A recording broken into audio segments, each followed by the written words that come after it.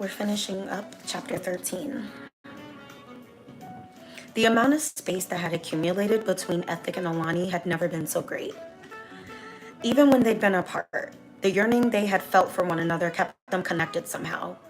This fight was the first time since meeting him that she had completely shut him out. It had been 2 days of silence between them. He had told her to pick a room, she had chosen the master, and had put him out, forcing him to sleep in Easy's bed because his guest rooms were being renovated. Easy slept next to her each night. Ethic had given her space. He had expected her to come to him sooner to talk, but he had underestimated her stubbornness. Once Alani had her mind made up about something, she didn't budge, and he was learning that the hard way. He climbed out of Easy's bed. His big body on the full-size frame just wouldn't do. He groaned as he stood, shrugging tense shoulders as he made his way down the hallway. He smelled the sage coming from the room before he even opened the door. Alani had been burning it nonstop. A box full of emergy sage had shown up on his door. There will be so many times I'm kicked out because, guys, I'm doing this on an iPhone 11. So it is what it is. Ethic had given her space. He had expected her to come to him sooner to talk, but he had underestimated her stubbornness. Once Alani had her mind made up about something, she didn't budge, and he was learning that the hard way. He climbed out of Easy's bed. His big body on the full-size frame just wouldn't do. He groaned as he stood, shrugging tense shoulders as he made his way down the hallway. He smelled the sage coming from the room before he even opened the door. Alani had been burning it nonstop. A box full of emergy sage had shown up on his doorstep overnight, and she hadn't hesitated to put a stick in almost every room of his house. Her energy was off balance. The pH to her mood had been disturbed, and the infection was spreading. She was unhappy with him, and her silence was loud. Alani was the only person he knew who could pull guilt out of him without saying one word. He walked over to her side of the bed and got on his knees. Easy was curled up in her arms, and Ethic was jealous as shit. He wanted to disturb them, but they both were so peaceful. Too peaceful to bother. He leaned in and kissed Easy on the forehead and then kissed hers as well before standing. He ached on the inside. Every inch of him felt her disposition. Hey guys, thanks for coming in. They had such a perfect love when it was on track, but when it derailed, it was catastrophic. It was the most painful thing he'd ever endured. Her disappointment was his kryptonite. Yes, he had sent Yaya her usual payment, but it wasn't his intention to disrespect. The ship was like a monthly expense, like the lights, like the cable. Yaya was a bill, one he paid on time every time. $5,000 to a man like Ethic was equivalent to $100.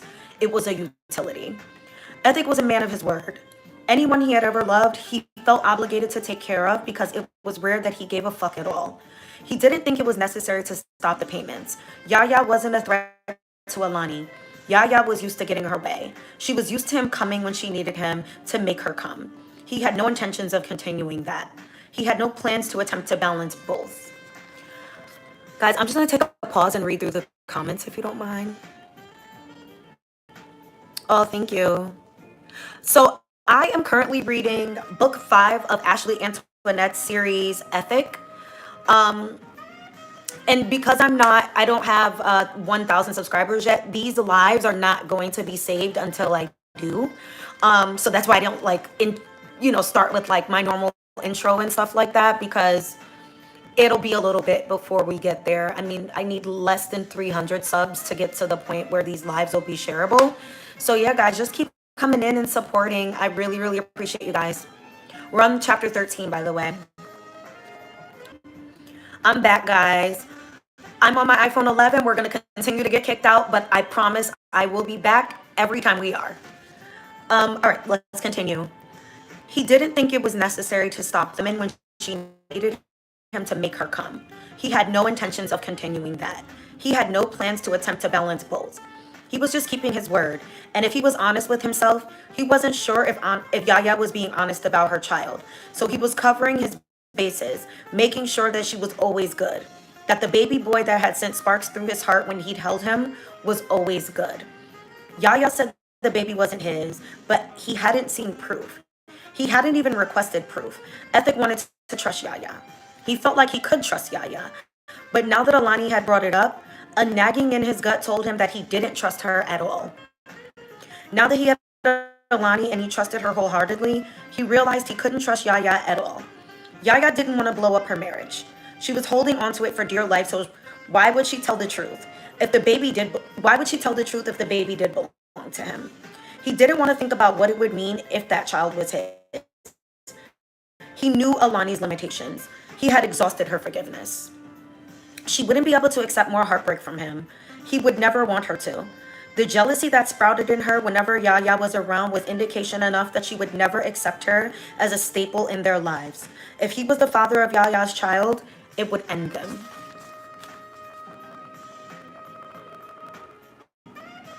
Hey, just reading the new comments that come in.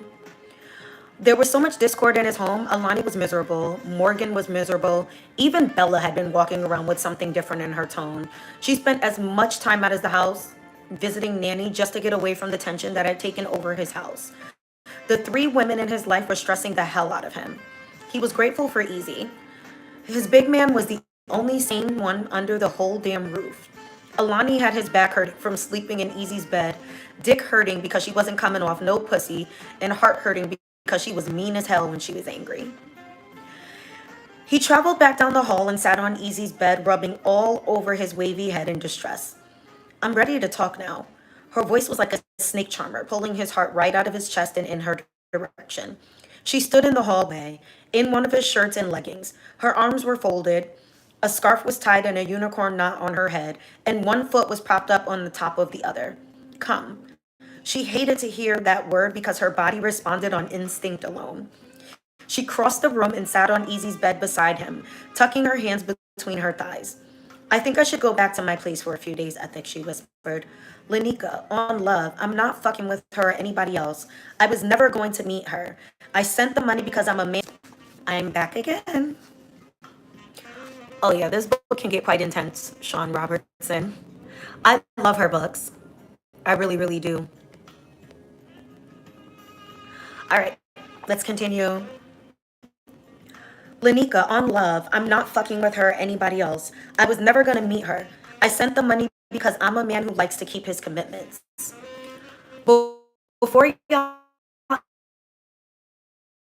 get kicked out again, once we get to 1,000 subscribers, I'm going to introduce every single book that we're reading together so that we can keep up.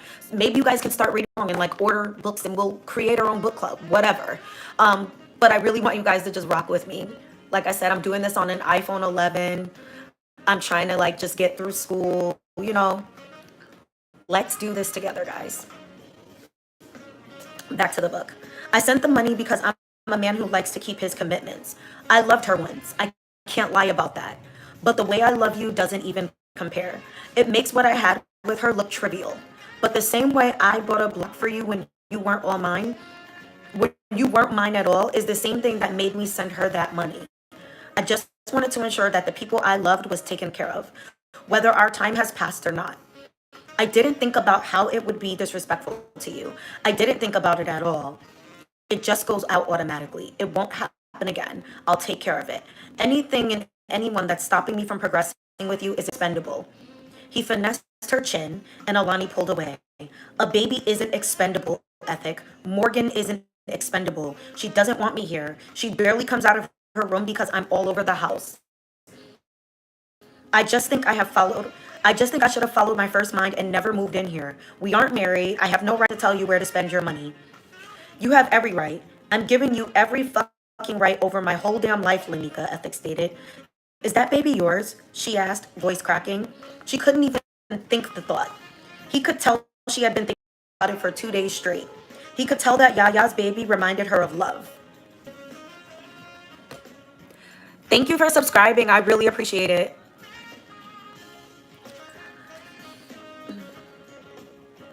You have every right. I'm giving you every fucking right over my whole damn life, Lanika, Ethic stated. Is that baby yours? She asked, voice cracking. She couldn't even think the thought. He could tell she had been thinking about it for 2 days straight. He could tell that Yaya's baby reminded her of love. Ethic hung his head, leaning forward onto his knees. His hands massaged the back of his head. I don't know. A tear fell and she chased it away, quickly, with one hand. Maybe we did move too fast. We're fighting. We're fighting bad, baby. And Morgan isn't even settled yet. The argument between us is weighing in on me. The one between the two of you is even heavier. Maybe we need more time. Maybe we can try this again, down the line, after the baby comes. She nodded her head in agreement, but only to save face. Every word out of his mouth sucked the life from her. Yeah, she stood as she said, maybe. Ethic watched her walk out of his life, and for the first time meeting her, he didn't give chase. Chapter 14, guys. Before I start it, I'm just going to check the new comments that have come in.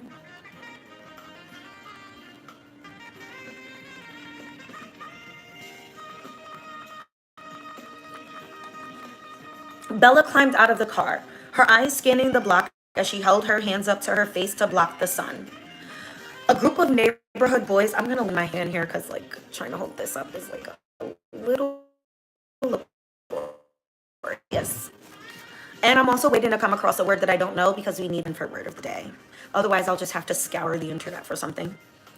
Bella climbed out of the car, her eyes scanning the block as she held her hands up to her face to block the sun. A group of neighborhood boys hung out in the middle of the street, directly in front of Nanny's house, engrossed in a game of basketball on a rollaway rim.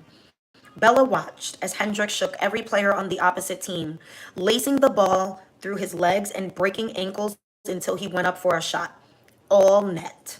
The ball bounced into the yard, rolling all the way over to her feet, and Bella bent down to pick it up. What up? You gonna toss my ball back? He yelled, holding up his hands. Bella frowned. Not if that's how you're gonna talk to me, she said. Bella took him in. She drank him in, like she was thirsty and he could hydrate her.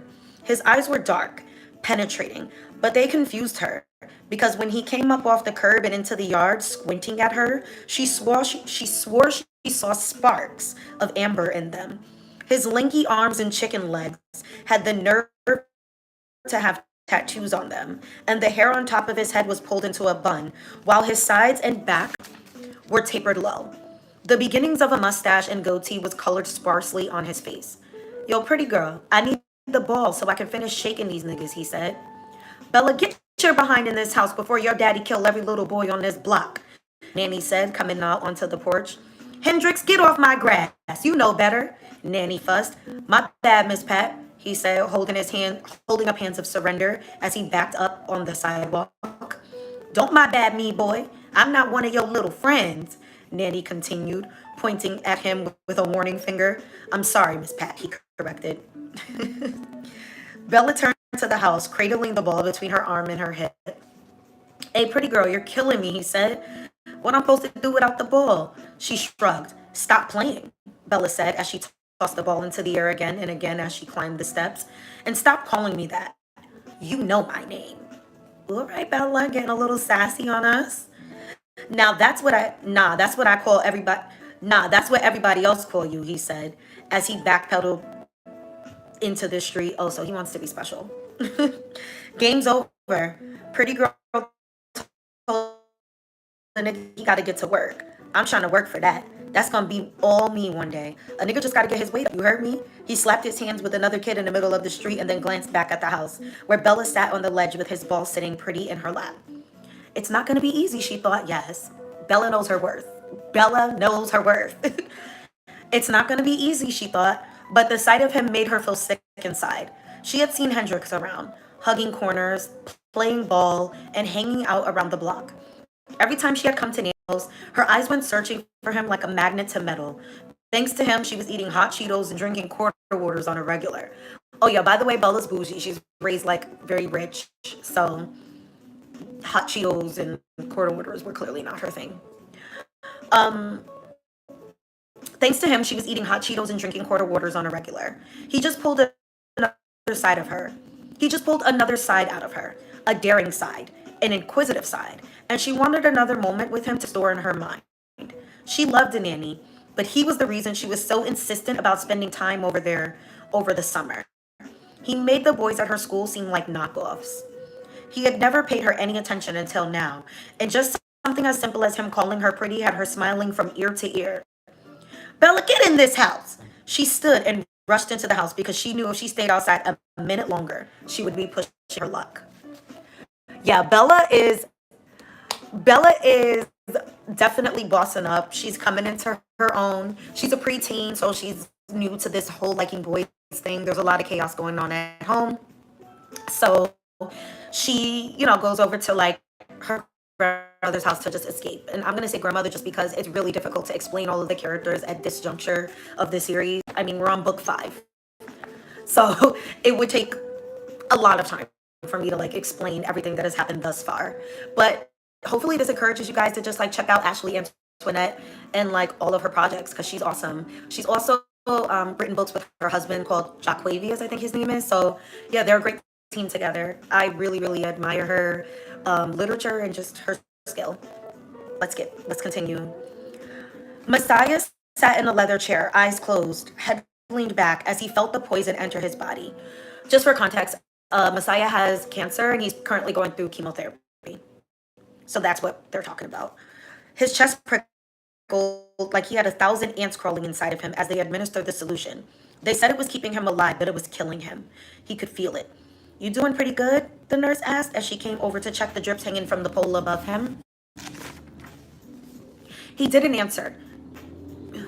Excuse me.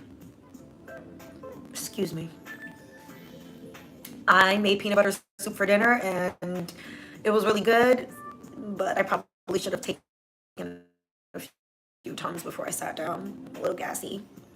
He didn't answer. He just kept breathing, kept thinking, focusing on the face inside the depths of his mind. It was a private party in his head, and the guest of honor was Morgan Atkins. She was smiling. They were laying in her bed, and she was up under his arm. The way she looked up at him made him feel like Morgan just very well could be a gift from God. The way he felt when he was with her, it had to be a glimpse of heaven. He questioned if he had ever really had her at all, or was she a manifestation of what he thought the afterlife was like? Had he been diagnosed and then hallucinated the rest? After he had gone, would he go back where his heart light and nothing else mattered? I have to keep looking up because I literally keep getting kicked out of these lives and I don't want to like read 2 pages and then find that you guys are gone. All right, let me go back to where I was.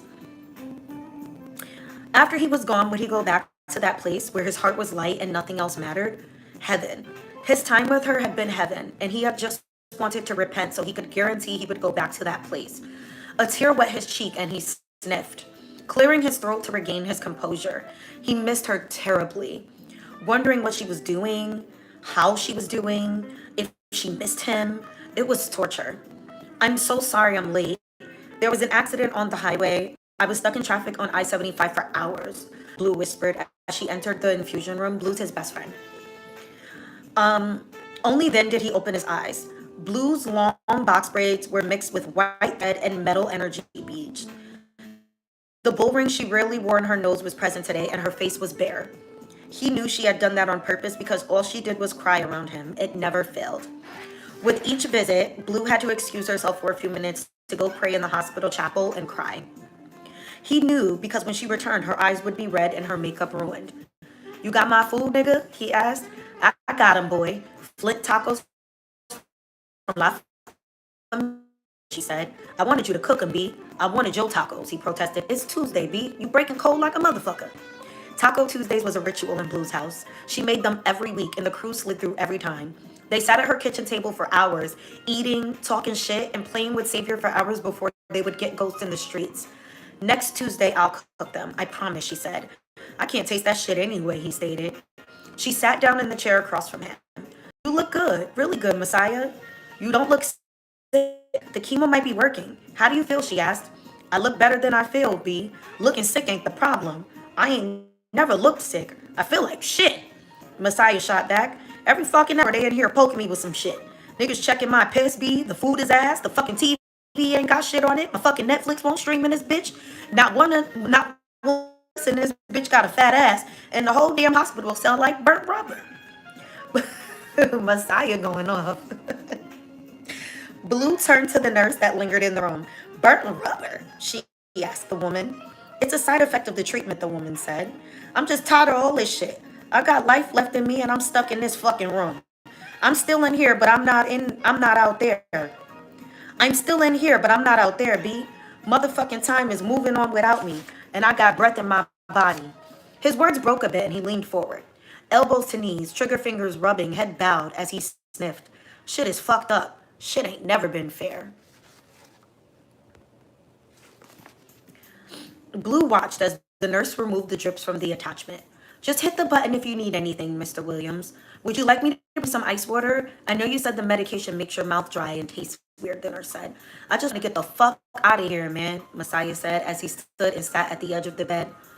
We're fine. If he needs anything, I'll come get you, Blue answered more politely. Blue stood and lifted the blanket as Messiah swung his legs beneath it. Do you need your bucket? She whispered. Nah, I'm good right now, Messiah said. It's cold as fuck in here, B. That's just the chemo, Messiah, Blue said as she crossed the room to get a second blanket out of the closet. She spread it out over him and then climbed up into his bed. Scoot your mean ass over. Messiah made room for her and Blue pulled out her phone.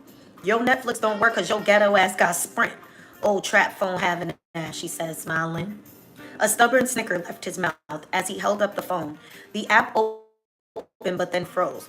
Who got the trap phone now? He asked, laughing. I told you this shit is a prison. Only thing missing is the bars. Blue sat up in the bed. Okay, well let's break you out. Fuck you talking about, B? Messiah said. We're leaving. Get up. Blue said with urgency as she hurried to grab some clothes from his duffel bag. She tossed them at him. Get dressed. B, I just had chemo. I'll be throwing up by morning, he said, and we'll be back by then. But right now we're getting some fresh air, she stated. She turned toward the door. Now get dressed. 5 minutes later, Blue led the way down the hallway as Messiah walked behind her. Black hoodie pulled over his head as they made their way to the elevator. Blue dipped down the stairwell. We'll catch the elevator on the next floor, she said. Mr. Williams! Hey! Messiah paused and looked up at the stairwell to see his nurse. Mr. Williams, you shouldn't. Go, go, Messiah said as he and Blue took off down the stairs. They skipped a few floors before taking the elevator to the lobby. Be cool, Messiah said as they stepped onto the main floor. He grabbed her hand and took the lead, pulling her toward the exit. Maybe we should go back. What if you get sick? What if something happens? Blue rambled, suddenly changing her mind. Nigga, don't bitch up now. We out this motherfucker, Messiah said, pushing through the revolving door. Where'd you park? Blue removed her keys and to Messiah, and the pair took off toward the lot. She ran around the passenger side of her Jeep Cherokee, and Messiah hopped behind the wheel. He peeled out of the parking lot. Skirt! That was extra. Are you sure you're good? Blue asked, laughing. A day ain't gonna kill me, B. I'm good, he said. Where to? She asked. Just ride, Blue, he said. Don't try to control. Don't even think about shit. All I got is a day. All I got is a day. All I got is you in one day. I know fuck, but turn your brain off for the next 24 hours. Blue stared at the side of his face as he glanced over at her. She nodded, pushing out a breath of anxiety. Okay, she answered as she reached for her radio and turned it up. Messiah would normally detest the idea to riding to something so smooth, but the lyrics touched him right behind his rib cage, causing a lump to form in his throat. His eyes prickled, and he sniffed, blinking them away as he ate up the highway. Blue put the Brandy song on repeat.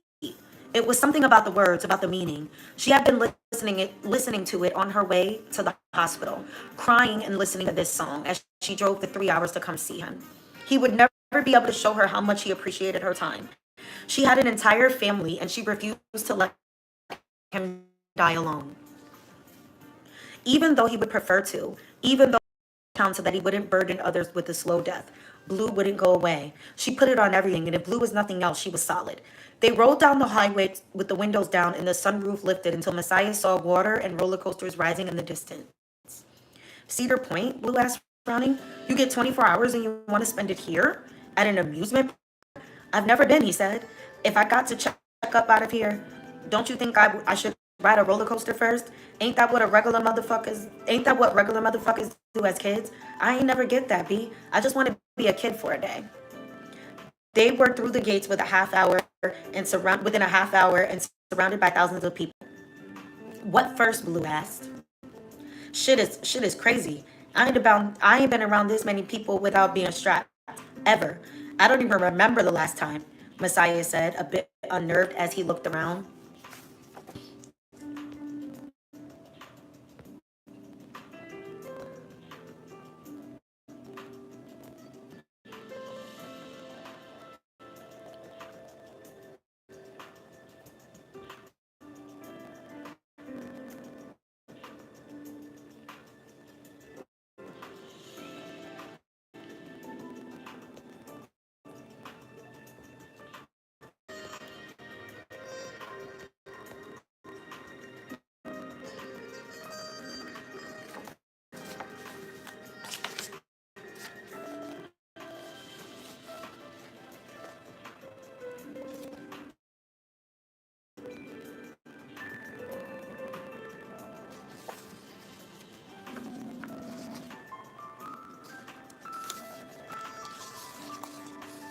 I'll be back, guys. I'll be back.